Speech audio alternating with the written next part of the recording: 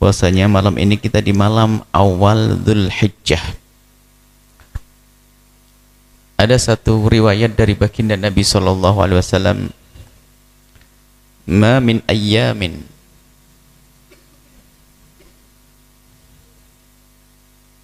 a'dhamu indallahi wa la ahabbu ilaihi al-'amalu shalih fihinna min hadhil ayyam al-'ashri. Fa'akthiru fihinna at-tasbiha wat-tahmid at-tahlila wat-tahmida wat-tasbiha."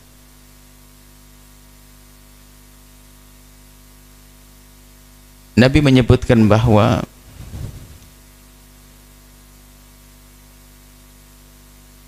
tidak ada hari-hari yang lebih dicintai oleh Allah dan lebih agung di hadapan Allah, agung di hadapan zat yang maha agung. Tidak ada hari-hari yang lebih agung, lebih dicintai oleh Allah untuk beramal soleh di dalamnya. Tidak ada yang melebihi 10 awal Dzulhijjah.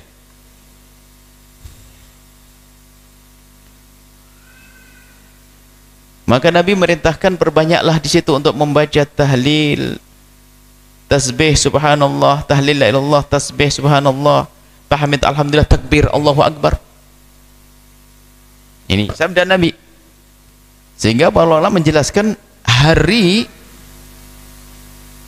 10 awal Dzulhijjah lebih dahsyat daripada 10 akhir bulan Ramadan.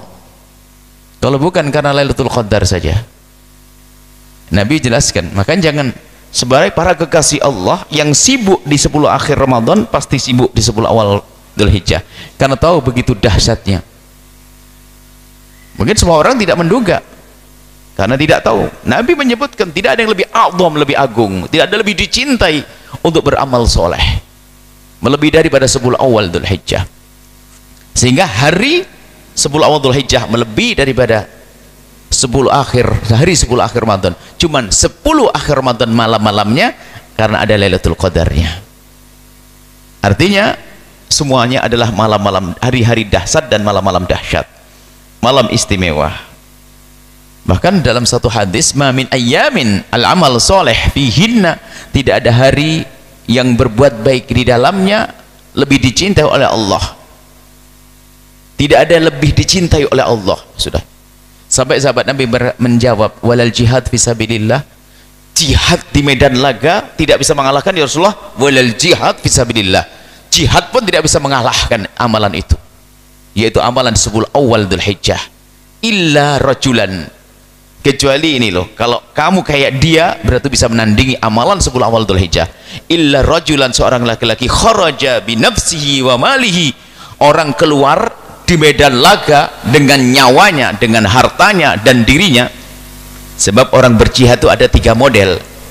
Yang pertama jihad dengan uangnya, ngirim tok duitnya, dia takut perang, masih lumayan ngirim duit. Ada yang berangkat perang nggak punya bekal, nggak punya duit, pedang pun dipinjemin sama orang. Ada yang dahsyat lagi, keluar dengan jiwanya dan juga punya kekayaan. Lah ini yang jenis tertinggi ini, walam yarji bisyai'in min dzalik. Jadi tidak ada pulang, tidak membawa apa. Maksudnya apa? Mati di medan laga, hartanya habis untuk perang, maka itu baru menyamai amal kebaikan yang dilakukan di 10 awal Dzulhijjah. Hadis riwayat Imam Bukhari. Jadi begitu utamanya, tidak kita panjangkan karena masih banyak yang perlu. Paling tidak ini adalah penggerak, pemicu buat kita. Lalu apa yang hendaknya kita lakukan? Semua amal baik, semua amal baik hendaknya kita hadirkan. Akan tapi pesan Nabi tentunya amal yang paling baik, ada di antara yang baik adalah petunjuk Nabi yang paling utama adalah memperbanyak takbir, tahlil, tasbih, tahmid. Nah kemudian nanti kan ada amalan-amalan yang khusus di bulan Dzulhijjah. Di antara nanti ada amalan korban haji, tidak ada kecuali di bulan Dzulhijjah.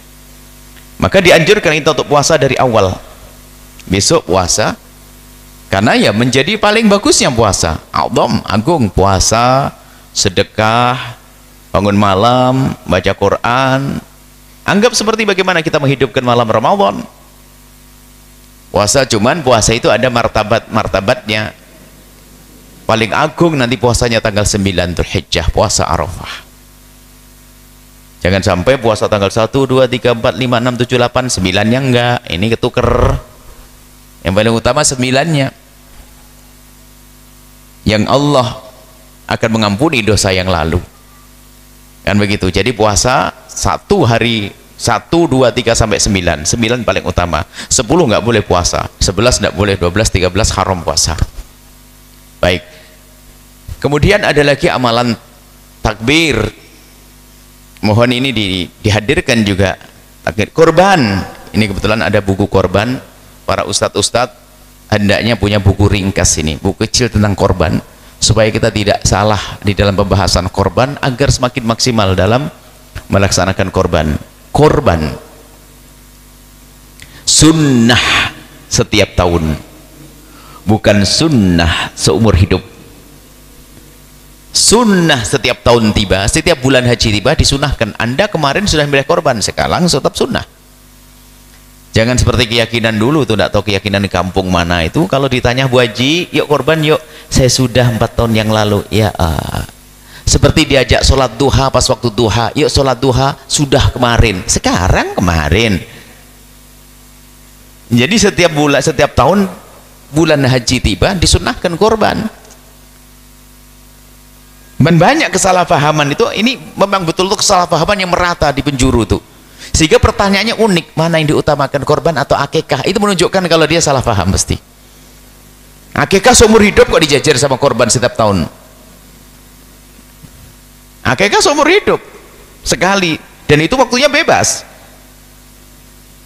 Jadi sangat beda, tidak bisa pertanyaan ini.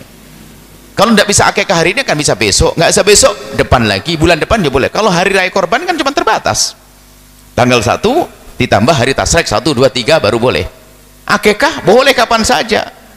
Jadi pertanyaannya memang menunjukkan kalau dia salah paham, dipikir korban seumur hidup sunnah sekali, kayak hakikah sekali begitu. Jadi harus difahamkan bahasanya korban seumur hidup, bukan seumur hidup sekali sunnahnya. Setiap tahun tiba kita dianjurkan untuk nyembelih korban, dan pahalanya gede.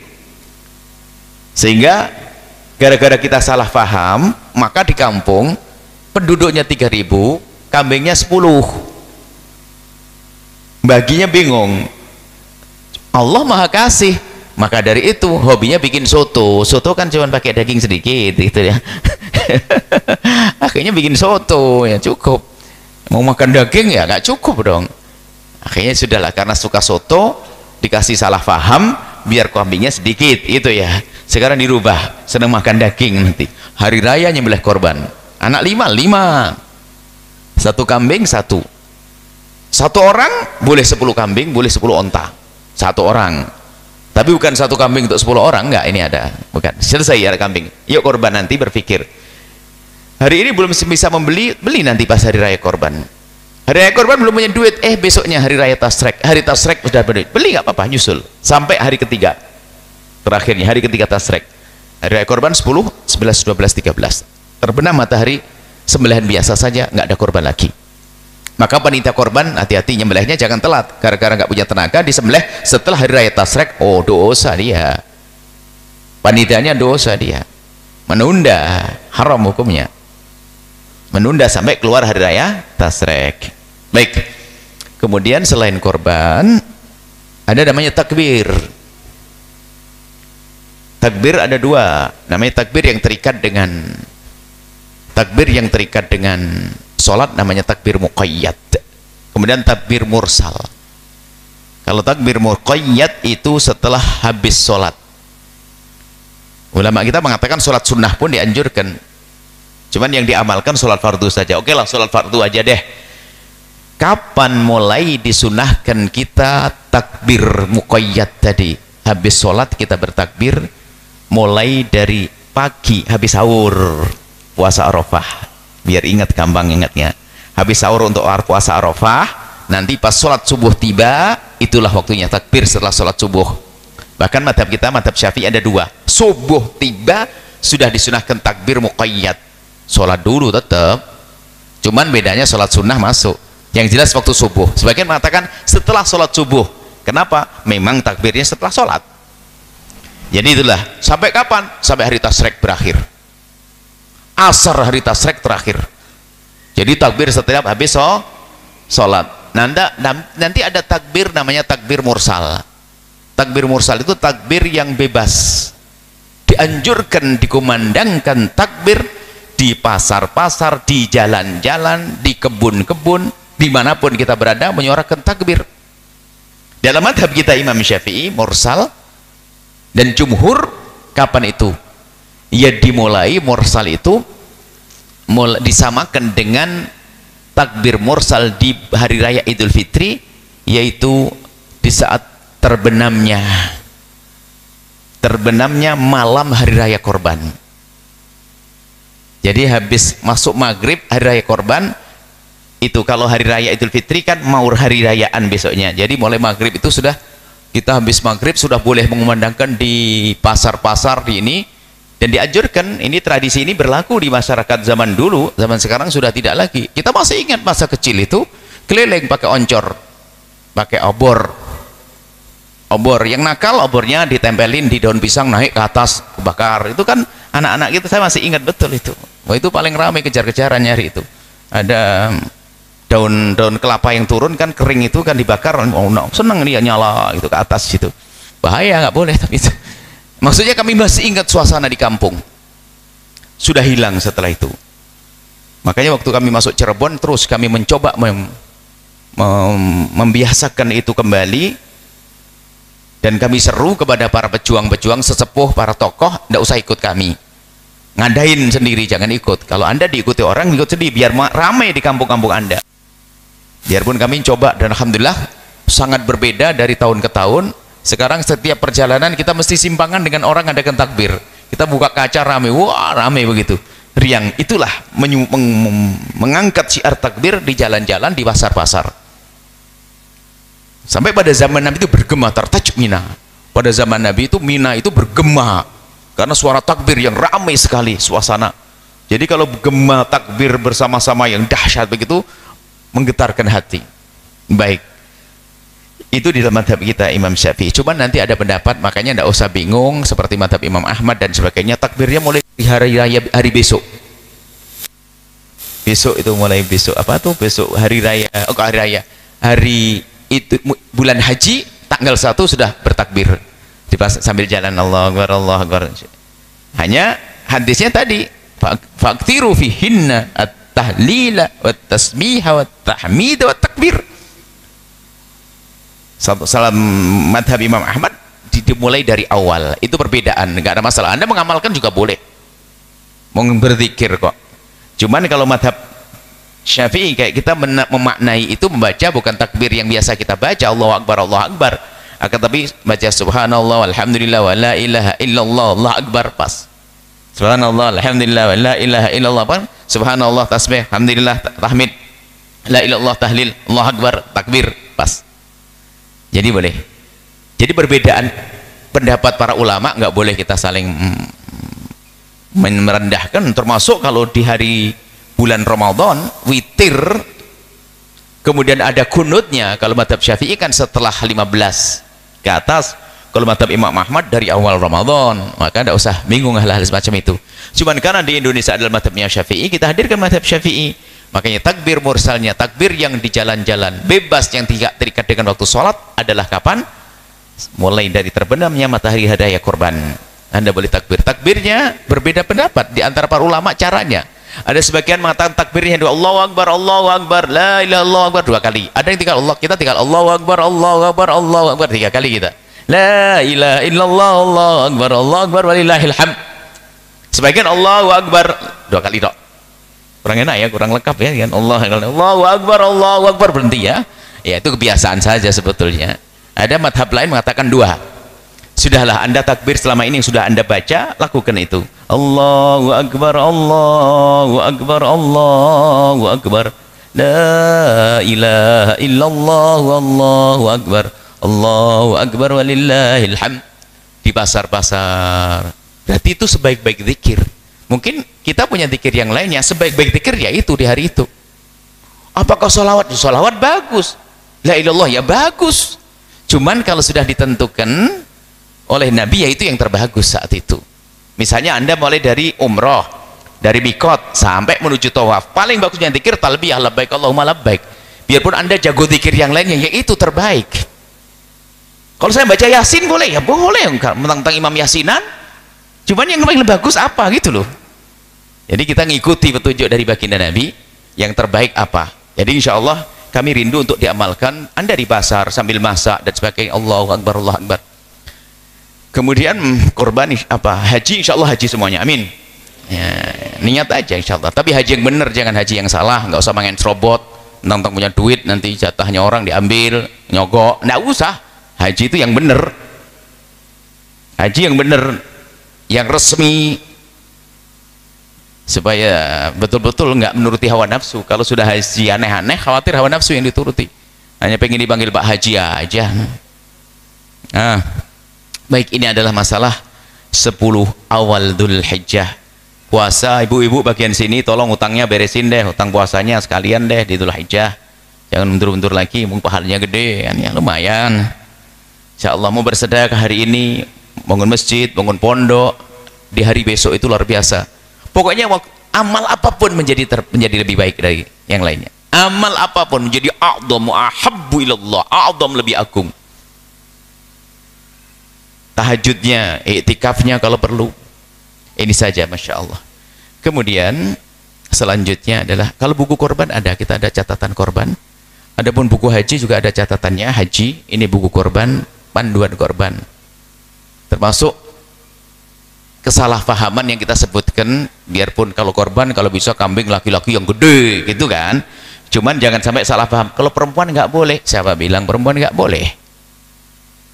Ya jauh lebih bagus kambing perempuan gede, kambing laki-lakinya kecil seayam begitu. Nah, cuman kebanggaan nggak boleh kambing perempuan sini, saya sembelih nanti.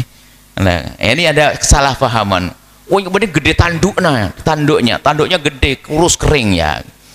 Biarpun nggak bertanduk tapi gemuk kan begitu. Jadi nanti kita sebutkan hikmah-hikmah di balik korban di sini ada, insya Allah, termasuk kesalahpahaman ya.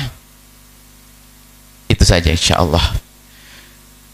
Kemudian ada yang perlu kami hadirkan sebelum baca kitab ini, kita harus punya amalan ya. Insya Allah ini di bulan haji berubah. Kita harus banyak melakukan kebaikan, termasuk silaturahim. Sampai kapan Anda tidak menegur adik Anda itu gara-gara dia salah begitu saja kok Anda tidak ngomong? Kenapa sama paman kok tidak mau datang ke rumahnya? Hari raya kemarin nggak sempat, nunggu-nunggu besok nggak enak, sampai sekarang nggak ke sana. Ada apa? Nah, ini harus kita silaturahim besok, jalin hubungan silaturahmi yang baik, dimulai dari orang paling dekat dengan kita. Sama suami istri berdamai dah, paling tidak nanti alasan untuk minta maaf. Selama ini kan mungkin ada gengsinya, ada sedikit sombong, kan ada iblisnya sedikit dalam dirinya. Minta maaf kepada suami susah, minta maaf sampai istri susah, lumayan mumpung hari Idul Adha, lumayan deh bang, dengar Buya mau, padahal dia gengsi dia sebetulnya. Mumpung deh momen hari raya atau bulan haji, aku minta maaf, tidak apa-apa. Jadikan momen untuk damai dengan suami. Jangan jalani hidup dengan kebencian, dengan dengki, dengan dendam, dengan ngiri, menyakitkan, merugikan. Baik, itu amalan-amalan. Jadi amalannya apa saja yang bisa Anda lakukan. Dan memang di bulan haji itu adalah semua amalan ada, bahkan plus ada amalan yang hanya ada di bulan haji, tidak ada tempat lain. Puasa Ramadan ada di selain Ramadan, tapi haji tidak ada selain di bulan haji. Korban tidak ada selain di hari. Jadi memang ada kelebihannya bulan ini, bulan istimewa. Puasa Arafah itu penting banget untuk dihapus dosa kita, karena kalau orang di Arafah diampuni dosanya. Zaman itu diampuni dosanya. Lalu sahabat Nabi bertanya, ya Rasulullah, yang diampuni apakah orang yang bersama Anda waktu ini ya Rasulullah? Oh enggak, siapapun yang wukuf di Arafah sampai akhir zaman diampuni dosanya. Terus ada sahabat bertanya, terus bapak ibuku yang ketinggalan di rumah tuh gimana, nggak bisa haji? Puasa Arafah diampuni dosanya. Nah ini nih, puasa itu bagian kita yang ketinggalan, maka jangan sampai tidak puasa Arafah. Nah bukanya, nah sebelum buka sebagian para ulama membuat renungan sebelum buka, kumpul gaya kayak orang di Arafah ya, semoga bisa haji beneran gitu loh ya, tapi tidak makan wukuf. Sebab hari itu kan hari dianjurkan baca tasbih, tahlil dan sebagainya, seperti dilakukan di Al-Bahjah setiap sore menjelang buka, diundang buka bersama di hari puasa Arafah. Cuman ada tambahannya, yang nggak puasa juga boleh datang. Sebab ada pertanyaan, Buya, kalau saya lagi nggak puasa gimana? Nanti haram dong makanya. Sebab undangannya kan buka saja. Oh enggak, ibu-ibu yang nggak puasa boleh datang ikut makan. Jadi berbuka puasa tanpa puasa boleh. Nah itu nanti ya, karena untuk tujuannya adalah untuk kita menghadirkan renungan saat itu, mohon ampun kepada Allah. Kemudian malamnya malam konvoi kita keliling. Tapi khusus selain tokoh ya, kalau tokoh kami himbau Anda untuk memakmurkan kampung Anda, musola Anda, biru jalan kaki dan musola-musola dihimbau juga untuk ditambahi amalan. Kalau kami dengan teman-teman masuk masjid-masjid, paling tidak 7 masjid atau 8 masjid sampai 10 masjid. Setiap masjid minimal 2 rakaat. Kalau Anda satu masjid 4 rakaat, 2 kalikan 10 masjid berapa rakaat? Akan 40 rakaat, hebat, melebihi dari tarawih. Tidak sadar loh itu Anda. Memang kita harus nyiasati kemalasan kita, bohongi iblis yang suka ngajak kita malas. Ini kemudian mungkin di kampung Anda ada 7 musola, masuk musola, sholat sunnah mutlak, musola. Kalau masjid tahiyatul masjid, biar ada irama, takbir, sholat mampir, silaturahmi masjid sana, musola sana. Oh indah, insya Allah. Baik, ini saja.